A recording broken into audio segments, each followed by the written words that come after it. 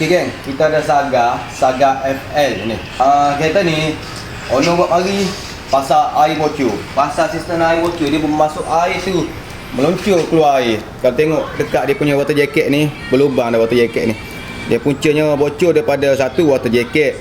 Water jacket satu hal dia ni duduk dekat head lah. Lepas tu daripada water pump pun bocor juga.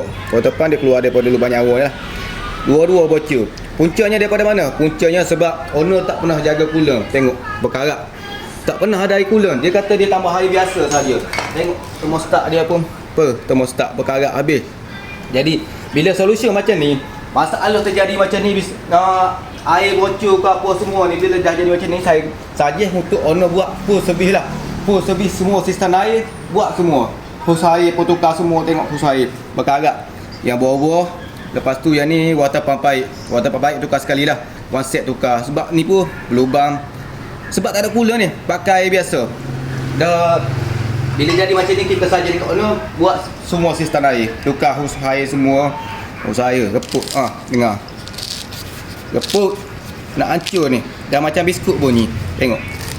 Yang ni owner buat semua, sistem air semua tukar, hose air semua tukar.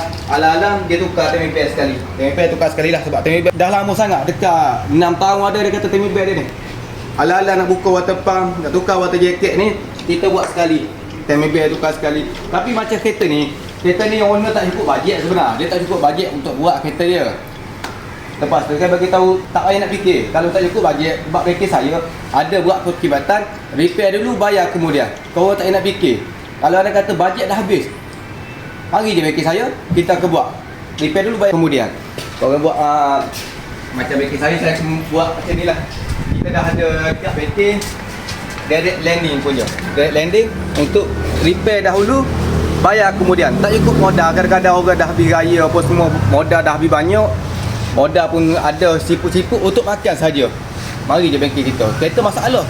Kereta dah tak boleh jalan apa semua, dah breakdown, dah teruk sangat, tapi modal tak ada. Tak ada yang fikir. Mari bengkel saya buat macam saya suruh owner ni lah.